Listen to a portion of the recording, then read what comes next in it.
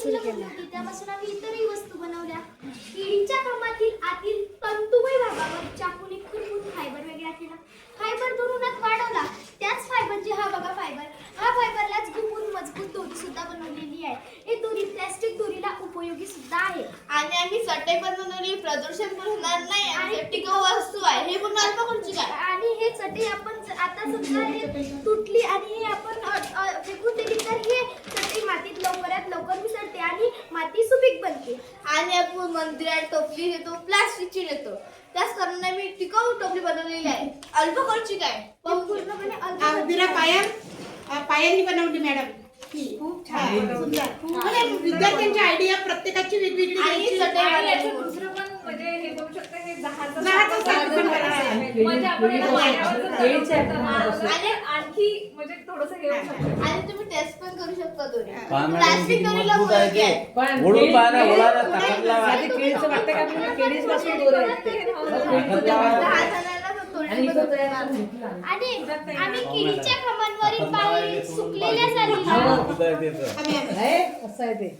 ओढून पहा. केळीच्या ओढा नाही, खांबांवरील लावा बाहेर ताकद. सुकलेल्या तुटत नाही ते. सालीला म्हणजे आपण त्याला कवचा पण म्हणू शकतो, पण ते सारच म्हणते.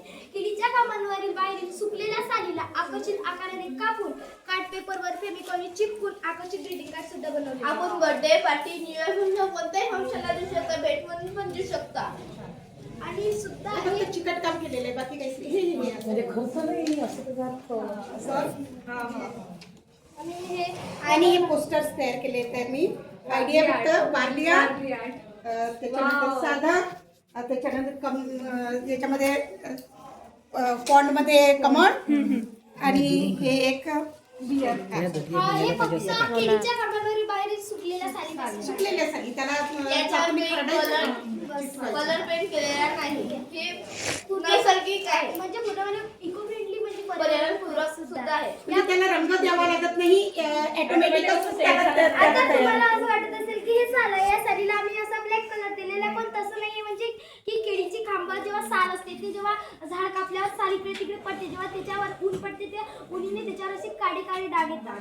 हो. आणि केळी कापल्यानंतर रोडावर असं कुठे पण दिसतात. रोडावर आमच्या रोडावर गावात नाही पण म्हणा, दिसतात. रोडवर म्हणायचं. आणि त्याच कारणाने आम्ही टिकाऊ वस्तू बनवलेल्या आहेत. आता बघा, लोकांच्या घरी सण समारंभ असते, त्या कारणाने लोक केळीच्या खांबांचा वापर करतात आणि सण समारंभ संपल्यावर केळीची खांब इकडे तिकडे किंवा डझनमध्ये किंवा रस्त्यावर फेकून दिल्या जाते. त्या कारणाने आम्ही या प्रयोगामध्ये केळीच्या खांबाचा जास्त वापर केलेला आहे. म्हणजेच की माझं म्हणणं असं आहे की